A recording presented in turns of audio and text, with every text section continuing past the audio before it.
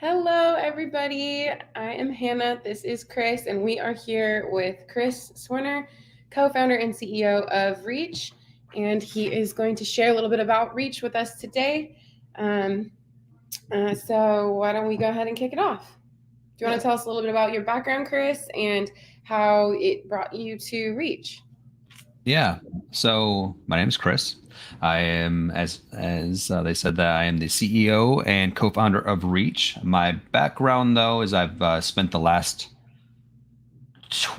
over 20 years now in tech. I started off as a software engineer for about 8 to 10 years, and then switched over to startups and management and entrepreneurship. And I was mostly started in the actual software as a service space because this was before blockchain.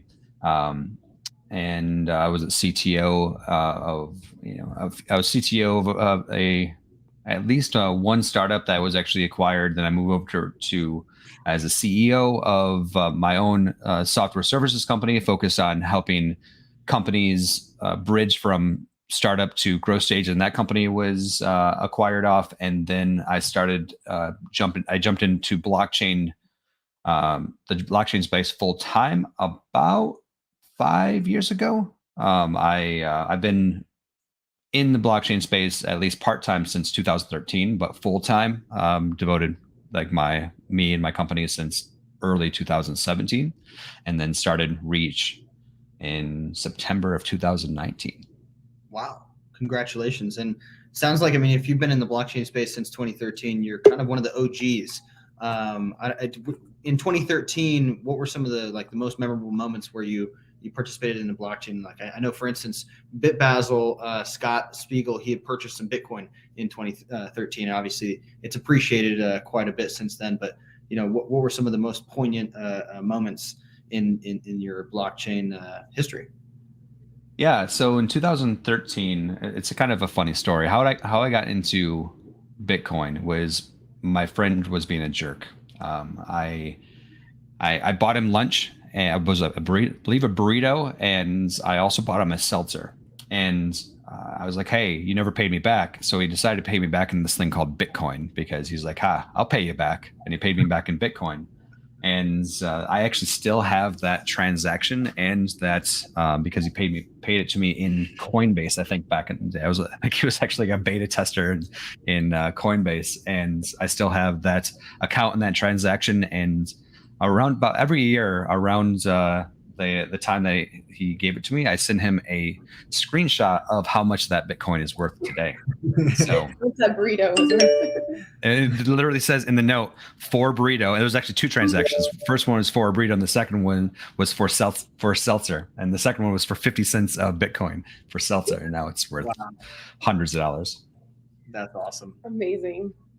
Well, very cool. And so, going from obviously 2013 and your first foray into blockchain and Bitcoin until now, and then kind of taking your experience as a co-founder, a software engineer for, you said, 2 decades now, and make me feel so old. Can you see the gray hairs in my beard? Just a little bit, but old is the new young, I guess. Right. That experience is valuable. So kind of talking about those many years that you've had of experience, it's super valuable, and you took that and built this platform, which I'm super excited about. I'm a data scientist by trade, and when I first heard about Reach and we got first introduced to Reach, I couldn't believe it, because from my knowledge, learning Solidity or Clarity, it's a steep learning curve, and it's very tough to jump into Web3 from any type of Web2 background. But hearing more about Reach, it's instead of 1,000 lines of a whole new language of Solidity, and it's just compartmentalized to one chain or one platform. Reach is far fewer lines of code. It's streamlined, and you can disperse it onto all of the different platforms and deploy it on all the different chains and platforms that you would desire to. So I think that's such a cool mission as a programmer. Why don't we let him tell us a little bit about it? Yeah. Talk to us a little bit about that. You're doing a great job pitching it. Okay. I'm excited about it. Yeah, well, that's great. Thank you. Thank you for the intro there. It's actually so I told you like my background, but I didn't tell you my crypto journey. So, like I said, my friend was a jerk, bought me Bitcoin. At that point, so in 2013, I thought it was cool. I was like, Bitcoin, okay, I see the power of it. But I wasn't enraptured in it. I was like, this is now my life mission. But I thought it was. Don't get me wrong, it was cool, and I thought that it was going to make a difference in the world. But around was it 2016? I think I started learning more about Ethereum, and the idea of a world computer that is trustless, because it opened my eyes of like, okay, what is blockchain? And it's a ledger that holds states. And if you built a machine on top of it, you would have a state machine, right? And that is when it completely just opened my eyes and was like, wow, this is going to be very. Where did everybody go? Okay, well, I'll just keep going. Are you still there? I lost you. Yep. Sorry, we're here. Okay, excellent. So the whole idea is that it was boom, a world computer. This is going to be the thing that changes the world, and I had to get into it, but at that point, I didn't know how. So I started looking into it. Like at this point, I was running the services company, and then in 2017, one of my friends came up to me and said, "Hey, I have a way to fix scalability of blockchain." And in 2017, this is, if you remember, this is during the whole CryptoKitty extremely polluting the entire network, making the gas prices go so high. If we only knew we had it so good, we knew, okay, well, we needed to fix scalability. This is the most important thing to fix. So I sold off my company, and I started a company focused purely on scaling blockchain in a blockchain agnostic way. I raised some money, not a ton, but I think it raised like 800K, and built up a prototype. And started actually going to conferences and talking to developers. And one thing that we found over and over and over again is that the same people were going to all the conferences, and that there were only only a few thousand developers at best that were building blockchain applications. And I thought to myself, though, there's no way that a few thousand developers are going to be enough people to change the world and really bring blockchain to the mainstream. And we also realized that we could sell our scaling solution to literally every single developer in the entire world and barely keep the lights on because of just how few people were building. So we knew getting more developers in the space was by far the most important thing to do right now. And because there's tens of millions of developers in the world, I'm sure a lot of people watching here have been building regular applications for a very long time, but very few of them were coming over. So we started researching why. What were the things that were stopping users from going from the traditional space into the blockchain space? And there's three main things that came up. Number one, it was too complicated. The developers we're used to writing at a higher level of abstraction. With blockchain, when you're building in Solidity or, like you said earlier, Clarity, or pretty much any smart contract language, you're building at least one abstraction lower, if not two. And what you're doing is you have to actually kind of like build a state machine from scratch. And traditional developers just don't know how to do that. So it's a lower level of writing. And of course, there's this new languages, and it was just difficult to jump in to and learn.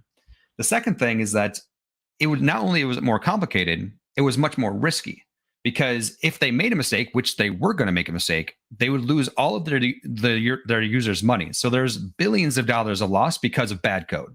So a lot of developers didn't want to jump in, because that's why risk so much right now at this stage. And the final thing is that blockchain itself was too tribal. It's you stick your flag in the sand of Ethereum or Bitcoin or whatever, and then you yell at everybody and how stupid the other people are. And that is just not a space that is very conducive to mainstream adoption when it comes to developers. So we knew that those, and the reason for that is because every single technology is proprietary. You can learn Solidity, or you can learn Teal, or you can learn Clarity, or you can learn Rust, and then all of that knowledge, what happens if that chain goes away? That's a problem. So we brought in Jay McCarthy, who is actually my current co-founder, to come in and fix this problem, the developer accessibility problem. So Jay is a computer science researcher for the last 15 years, is focusing on programming languages and formal verification and many different things. He's one of the leads on the programming language called Racket, which is a very popular language in the academia space. And we brought him in to start building something for the last company. And as he was building things out, I started falling in love more and more with the developer accessibility part rather than the actual scaling part. And I saw that is the future of blockchain, making sure more developers come in. So my co-founder and I from the last company decided to split ways. And when we split ways, I wanted to keep focus on the accessibility. So I asked Jay to come over to join us with and to actually form Reach. And that was September of 2019. And we've been building ever since then. So like high level, well, you did a great job explaining what Reach actually is, but it solves all three of those problems. Number one, it provides a programming language that is a higher level language that is much closer to the level of abstraction as traditional development. It's because it's a higher level abstraction, it's much faster to write, much easier to understand, and you don't have to worry about all that low level boring things. So to give you a real world use case, we're about to actually launch a DEX, an AMM DEX like Uniswap, and Uniswap is around over 3,000 lines of code. The same code in Reach is around 280. So it's about a 90% decrease of number of lines of code just by that alone. So you can see how much level of abstraction there is and how much easier it is to write. To be very direct, the developer that wrote that 280 lines of code wrote that code in his first month of being at Reach, and before he started Reach, never even knew what blockchain was. So he was able to come in, onboard to Reach and write an AMM DEX, which is one of the most used application in blockchain within the first month of him discovering what blockchain was. So we figured out the actual problem of making blockchain development easier. The second thing is safety. We have a thing called formal verification that's built into the compilation process. So when a developer writes their application in Reach and hits compile, the compiler mathematically proves that the code itself will do 100% of what they expect in all potential realities. So this isn't just testing. What this is it's literally mathematically proving. It's more similar to, if you remember back in geometry, when you're given an algorithm or a formula, and rather than just putting variables values into the formula and seeing what would pop out, you wrote out by hand a long proof to prove that formula was correct. And that's what formal verification is it takes your application, turns it into a math problem, and then it proves that math problem is actually correct. And so this is a thing called formal verification, and it's been done by hand for about as long as computers been around.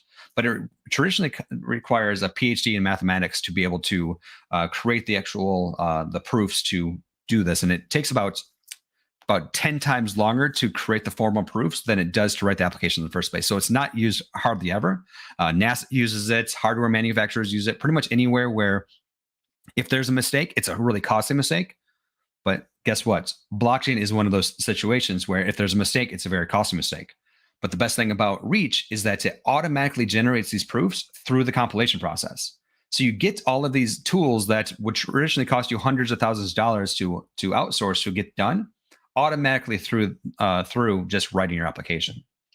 And the final thing that we had to solve is that we wanted to make sure that when you become a blockchain developer, you don't have to care about the underlying protocols other than the features that provides.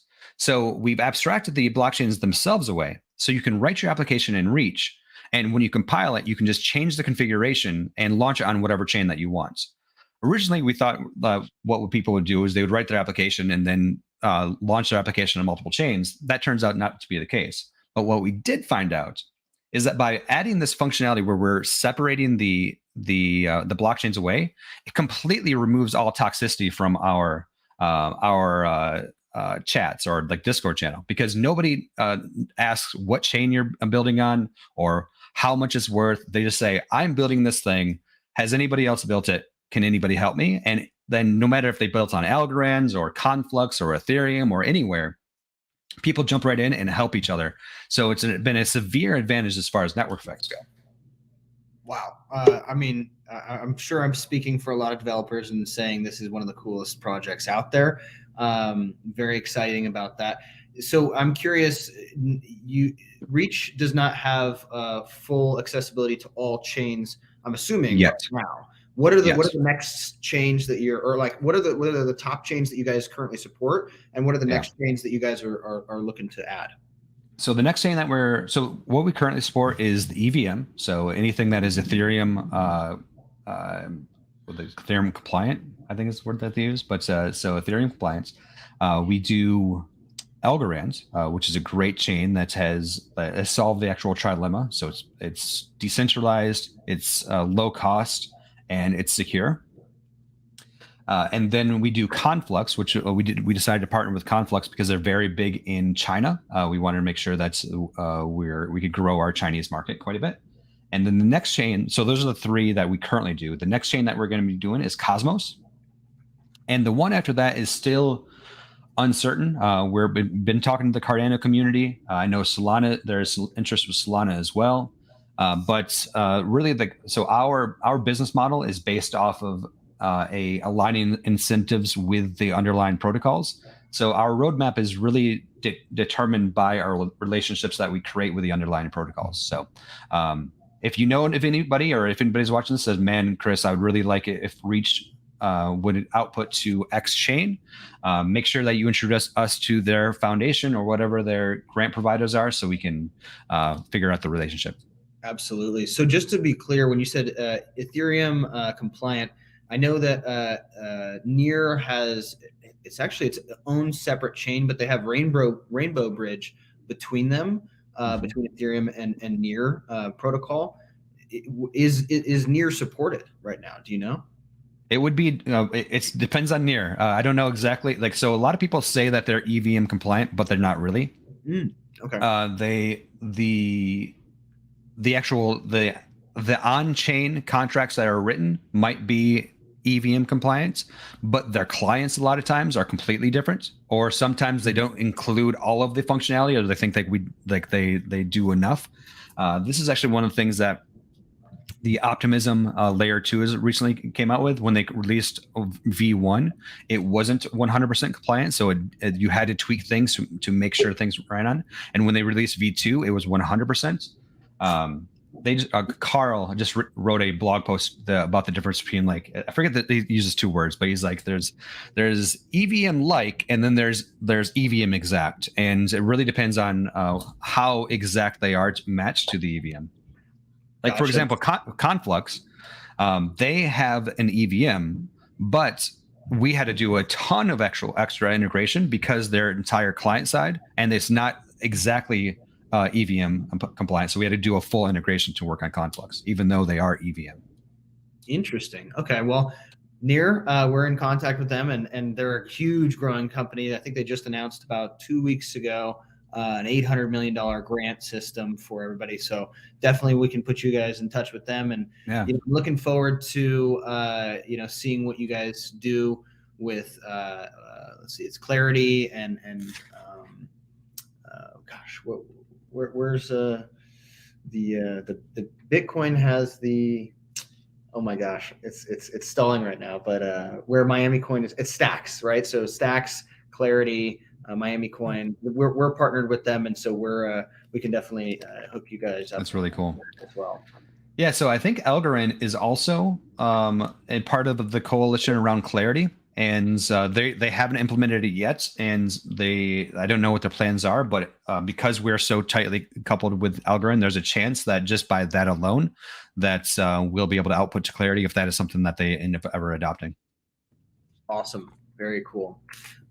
So, I know we had talked before this just a little bit. Is there anything that you wanted to kind of show our audience about what Reach has right now, whether it's a website or something like that?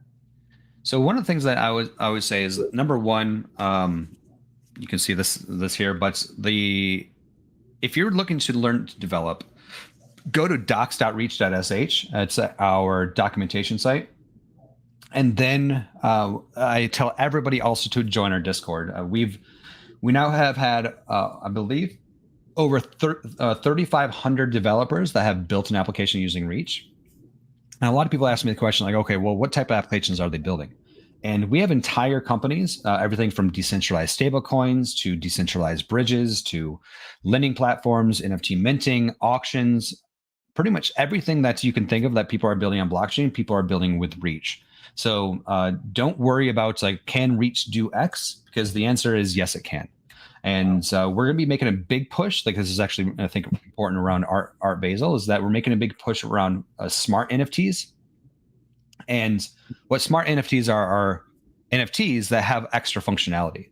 And the cool thing about smart NFTs is that they're pretty bespoke. Like people want special functionality around their NFTs if it's around their community access or extra functionality with retail sites. And it's very hard to actually do templatized development with bespoke functionality. And Reach really allows developers to get really creative with what the functionality of a smart NFT can actually do. Mm-hmm. And starting in Q1 of next year, we're going to be making a big marketing campaign to show the world that how much faster, easier, safer it is to build smart NFTs with Reach than trying to do it with Solidity or anything else. But please, go to our docs, go to our Discord. It's absolutely full of developers. I mean, if I look over it now, I'm sure the people are getting questions answered as we speak. What you're seeing here on the screen is kind of like to show like I'm not full of BS. Let me actually go full. Actually, wrong button. Is that on the left here? What you see is a simple Reach application. It's literally, I think, 100 lines of code. Forget exactly what this one does. This one is rock, paper, scissors. It's a simple back and forth rock, paper, scissors between Alice and Bob, 100 lines of code. On the right is the output of Solidity. So you could write 100 lines of Reach to build a fully functional web-based rock, paper, scissors game. Or you could go to to Solidity and write over 1,000 lines of Solidity to make the same thing happen. I know what I would choose, but I don't know about what you guys would choose. And the best part about it is that you could spend the 1,000 lines of time writing in Solidity, and I guarantee you, especially if this is the first time that you're doing it, you put a hole or a bug in your code that would lose all of your users' money. And so like not only would it take more time, you're probably going to lose everybody's money, but with Reach, it's faster, easier, safer, and you can launch it on multiple chains. Epic. So cool. So obviously if I ask you this question, which is more of your target audience, current Solidity and Web3 developers, or brand new Web3 developers who have experience in JavaScript and data science and something like that, you're probably going to say a little bit of both, but definitely, as you've talked before, you're trying to help onboard more developers. And I love that mission, but how hard is it, for someone who has maybe a year and a half, 2 years of JavaScript experience or Python experience to pick up Reach and build their first Web3 app? From your experience, how many months does it take from zero experience with Reach, but a little bit of background of programming to where you need to be? I say it takes about 2 to 4 weeks for a developer to go from previously building things to being able to build elegant, complex applications, which 2 to 4 weeks is it's a time investment. But to be completely honest with you, if I was building a decentralized company, I would never hire any developer that has less than a year worth of experience in Solidity if we're doing the old way. So 2 to 4 weeks is a time investment, but it's a whole lot less time than an entire year. Is kind of what I say there. But to actually answer your question though, is like, who is our target audience? You're 100%. It's a little of both, but the truth is that we don't even try to go after the traditional Solidity developers, not because it doesn't benefit them, it's because they're pot committed. They've spent the last 2 to 3 years banging their head into the wall, understanding how hard and to actually get to a point of actually building it, that they don't want to believe that there's something better out there. And like if there's something better out there, they just spent 2 to 3 years learning something that they'll never use again. Mm-hmm. It's just a hard conversation. So the new developers coming in, they don't know better. They don't know how bad it is. So it's very much an easy sell to them. Right. The conversion, it makes sense. It reminds. Oh, go ahead. Sorry. I was going to say to all of you Solidity developers out there that are watching this, you can be stubborn, or you can actually just say, you know what, maybe there's a better way of doing it. Yeah, absolutely. Reminds me of a conversation I was having with some DeFi folks recently, that the biggest opportunity for people to onboard onto some of these platforms is not the currently banked population, but the underbanked or unbanked population, people who have no experience or little experience in that whole platform. And I totally agree. They don't have that conflict of not conflict of interest, but conflicting knowledge. But yeah, so talking a little bit more about Reach, what are some of the partnerships that you guys are looking at for 2022? And I know you had mentioned there's some awesome announcements you're going to have for the world. Is there any kind of leaks or comments about that you want to bring about? Yeah, I'm the best person in the world to get leaks from, because I don't know when to keep my mouth shut. So what do we have coming out? So as far as Reach goes, my goal is by Q3 of 2022, we are the primary way the blockchain is being developed. We're going that direction. We're onboarding around 5% growth in developers every single week. So as long as things keep on going, we're going to be pretty good. We're starting. There's at least 2 different universities right now that are in the process of building an entire curriculum around using Reach to teach their developers. And so that's really the big news about Reach. And we're just going to keep adding more and more chains to pretty much the point where what I like to say is, in 5 years, if you ask somebody on the street to describe blockchain, they'll describe Reach, because Reach will be the lens that the world views blockchain. So the big thing here is, like, we're not a development tool. We've never been a development tool. The better way to describe what Reach is that it's Microsoft for the blockchain. That it is the full operating system that will be blockchain, and everything else will just be that Reach will abstract away, so people don't even really care. So that's about Reach, but that's not really leaking much. You ask me pretty much any time in the last 2 years, this is actually what I would say. I'd talk about that. And as far as the other thing too, is like we at Reach have a specialty product team that build their own products, and we have 2 major products that are coming really soon, and I'll leak a little bit of alpha about them. One of them is a entire DeFi suite that we're going to be launching an AMM DEX we're actually in like 4 days. We're going to announce the test net and everything of that sort. But it's an entire umbrella suite of DeFi products that will be launched on every single chain that Reach connects to, and be governed by a central umbrella. So that's very exciting, and we partnered with some great partners to make that happen. And we're literally I met with earlier today. The developers were just getting everything buttoned up to do live tests down at Decipher in Miami in a couple of days. The other thing that we're working on is what's currently called the Game Jam protocol. I'm very excited about this one, just because I'm a gamer myself. But we're building an entire gaming ecosystem that is centered around the smart NFT asset. And we're going to have 10 game studios signed up for when we do announce that. And the idea is that the assets that you have or that you purchase are able to be brought to every single game that's part of the ecosystem. So you don't need to worry about losing the value of the asset. You can take your hoard with you, and there will constantly be new games created, because we built an entire ecosystem around the perpetual growth of the entire market.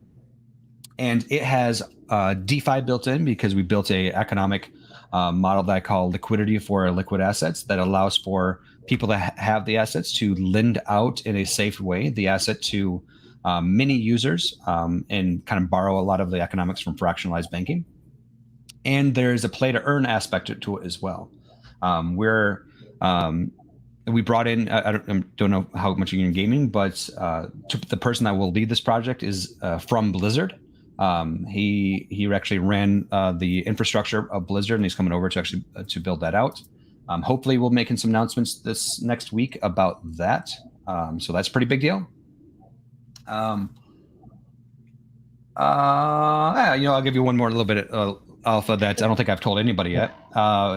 There's another project called Project Evolve that we just started talking to, that we're taking the currently the top 3 NFT the NFT artists of Algorand to create a new evolving NFT standard that allows for feeding of the Evolve token to the actual assets to allow them to evolve into different stages, where the level of evolution gives you a increased voting power in individual DAOs that will be able then to decide and vote what to actually do with the value of the Evolve token within those individual DAOs.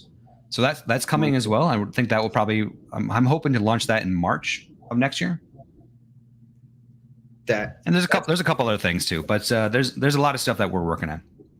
We have actually a pretty large team. Like, by the way, this is not just me doing this. Sure. Well, you guys are obviously making a huge impact on the world. I myself, I'm super excited. I know that there's some individuals in the chat here who literally are saying they're honored to be here. They're super excited. So I know I speak for a lot of developers here when I say thank you so much for doing this, because really, I mean, the ethos behind blockchain and Web3 for a long time has been this foundational transformation. But other than a few examples, cryptocurrency as a good one, in general, there hasn't been a lot of transformation yet, but it's happening as we speak, especially in the NFT and art space and crypto art, like this year specifically. But as we evolve, I mean, we're actually in the middle of 2 industrial revolutions right now. And kind of looking back at your history a little bit with technologist in residence at Harvard Business School. I mean, what a cool title, by the way.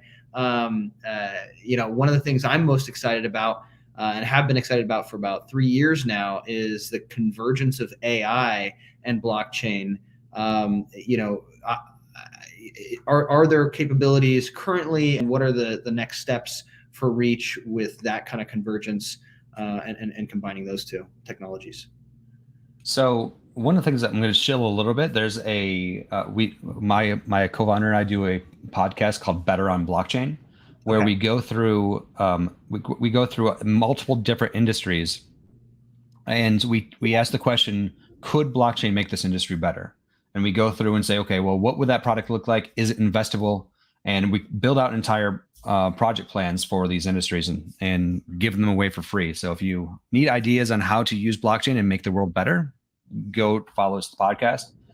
We recently we recently kind of took a break from talking about industries, and because we found out that a lot of people don't have a good grasp on what things in blockchain really are. NFTs are one of them. I recommend strongly, if you're into NFTs, which CryptoArt Hackathon, I'm assuming everybody here watching this is into NFTs. Watch that podcast. I'll see if I can actually find the link real quick. So that's we could drop that here very easily. And so better on. While you're doing that, I'm just going to speak a little bit about my experience. I used to work as a chief data officer in San Francisco, and also as a technology evangelist for the largest technology, data science, and software engineering bootcamp in the U.S., Galvanize and Hack Reactor. So I can just say from my experience, everyone's been wondering, when is the next blockchain bootcamp going to come out that's big? When is Galvanize going to come out with this? And so far it's been silence or kind of lackluster. And, so education in this space has been pretty lackluster, but I one of the reasons that we were so excited to partner with you guys is with the educational component. And so Brandon, Estefania, and multiple other partners we've worked with, including yourself, Chris, are providing the education and the videos for this CryptoArt hackathon to give our developers that are joining kind of a leg up here. And I'd love to be able to share Reach's mission and the ease and simplicity and this, honestly, the superior technology with all of my communities. So I'm excited to do that. So I pasted in the link in our private chat, so you can post it to anybody else if they need to see it. But to kind of build on what you just said there, so one of the things that we do is we run bounty hacks. So multiple times a year, we do a 6-week program that guides people through not only learning Reach, but building out example applications to really learn. And literally everybody that finishes the project gets paid out. So we do these all of the time. And if anybody wants to not just learn something new, but get paid to learn something new, please follow us there. But what I was saying, and the reason why I'm actually posting this link is that the truth about what an NFT is, people have no idea what an NFT really is. They think like an image, or even like some people are like, oh, it's the ownership of an image. But what an NFT really is actually, it's beneficial to take it down one layer of abstraction to describe what an NFT is, right? Because all it is a data structure that represents ownership, right? So the ownership to a pointer of something. And when you think of it in that kind of abstract way of thinking, it becomes much easier to innovate what an NFT could be, because there's nothing stopping you from adding extra information to this data structure. There's nothing stopping you from adding rules around that data. Like, say, if you want to actually build rules around ownership, build rules around transfer, build rules around pretty much anything that comes into it. And the best part about it is that it's all self-sovereign, meaning that there is no need for external third-party verification to make that happen. And that is when you can really start pushing the boundaries of what NFTs can do. And that is why when I talk to people about NFTs, I really break it down to what are the building blocks of NFTs, because then you can do things like, one of the examples I use is that, say you owned a venue and you wanted to sell a VIP lifetime pass so that anybody that held this ticket can have access to shows. But you want to do a couple things. Number one, you don't want just anybody being able to own this NFT. So what you could do is you could do a thing like, okay, I'm going to create a club NFT that is a non-transferable NFT that I could give out to 1,000 people that apply to be part of the club. And now for the VIP NFT, I can program into it that the only people that this NFT can be transferred to is if they hold a club NFT. And boom, now I have an automatic whitelist that is completely on the blockchain and decentralized and doesn't require verification. But the other thing is like, well, what happens in 100 years? I'm still around, and somebody owns this VIP. I want at least my predecessors to still make money on it. So you build in royalties directly into the NFT itself, and not rely on a third-party exchange to pay the right royalties. So you could actually build in the royalties enforceable through the transfer into the NFT itself. Mm-hmm. So doing things like this allow you to really take smart NFTs like 3, 4, 5 levels up. Yeah, that's awesome. So we're down here in Miami. Actually, right now we're in Fort Lauderdale, but we'll be in Miami for Art Basel, BitBasel, Miami. I'll be Art, there. The whole thing. Chris, we're looking forward to seeing you. Come to the Sagamore. Yeah. Anybody who's listening, come to the Sagamore. We've got some amazing crypto art being put on display. One of a kind stuff. But one of the interesting things, we were speaking to a gallery owner over here in Wynwood, Miami, and he regularly sells pieces in the hundreds of thousands, if not larger sums, classic, one of a kind pieces from world renowned artists. And he was very skeptical of the whole tokenization NFT, and a lot of his clients and artists and buyers were also very skeptical of it. And so we took some time, Hannah and myself, to talk to him about and educate him on some of the opportunities there. And one of the interesting things he mentioned, which I wanted to bring up, is this royalties aspect. He said, legally speaking, historically speaking, royalties have never been enforceable from the artist and law perspective. And so, he brought that up, and I said, that's fair. I never knew that. But I believe there has been multiple examples, for instance, Bored Apes, where those royalties were put into the contract and actually were executed and worked. So the technology worked for them, even though necessarily the laws arguing one way or another, historically the precedent was not set for that, which I think was really interesting. And he's friends with the owners or the founders of the Bored Apes, and said, yeah, actually that is true. So just kind of talking about that a little bit, there are some discrepancies between where we are right now as a society and legally, but where the technology can take us to. And so there's some gray areas, and it's all about exploring and experimenting. There may be a time where new laws are introduced, or things change a little bit, but that technology is there, and I think that's so powerful. Right. So it's one of the things that frustrates the most is when people tell me, well, that's not how it works. Let's change how it works. Like, there's a reason why it works that way, but today is different than it was 100 years ago. So let's ask the question of how should it work rather than how does it work? And that is why I'm completely okay with everybody pushing the boundaries and making the world a better place, and not worry about the walls that our predecessors put up, because they had no idea. They couldn't know about what we have the power to do today. So I challenge everybody watching this. Do you ask yourself, how is the world could be a better place? And don't worry exactly about what boundaries that people put up, because things can change. Things are made to change. There's rules in place on how to change things.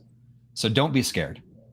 Be a wave maker, and don't be a wave rider. Wow. I want to talk with you for hours, but that was such a good ending point. Do you have any other thoughts, or did you want to talk about more things? I mean, we could continue if you'd like. I love what you're doing. I love efficiency and streamlining and scaling. I mean, that's the beauty of technology. And when you have such a revolutionary idea of something so complex, making it so simple and breaking it down the way you have, I'm just really excited to see what you guys do in the future. So me too. Who knows? Things change every single day, and that's the key, is to just be flexible, keep your eyes open, and ask the question of how can the world be a better place, and just go for it. Yes, exactly. We're so excited to see you next week too, and continue the conversation. And hopefully some people in this community can also come together and meet with us. So. Sounds good to me. I look forward to and I don't know if anybody in the chat or watches this, please come up and talk to me. I might look intimidated, but I'm really not. I love talking to people and just kind of really just answering questions and really working with people. Yeah. Does anyone have a few people watching? Does anyone have any questions? Feel free to raise your hand in the chat now. And while they're doing that, Chris, if you want to drop a contact link, or whatever you'd like, so that individuals who are watching this live or later can reach out to you, or the Reach team. Yeah, I'm just going to make people do a little bit of work. Join our Discord. Join our Discord, and I'll be there. Awesome. So the Discord will be posted in the comments here. It was doing a little banner loop earlier, so if you're watching the recording here, you can kind of scroll back a little bit, but we'll post that in a second. All right, there's the banners. There we go. Smartest human. Yep. You got a comment from Emmanuel. He says, "Thank you, no questions right now, but we'll take the offer to ask some questions when they come up. Let's be wave makers." Yeah. The Social Times said, "Thank you, love you," or "Love this, thank you for hosting." I love you too. I love you more. All right, so right there is the Discord. It's now scrolling across the bottom. We'll go ahead and share that with the when we post this video, guys. But thank you so much, Chris, for joining us. Thank you for continuing on your mission. We have a lot of global problems going on, and Let's fix them all. Yeah, let's fix them all with Reach. So sounds great. Thank you so much. You and the My Reach pleasure. team. Thank you all. Thank you so much. Have a good day. Bye-bye. bye. Bye.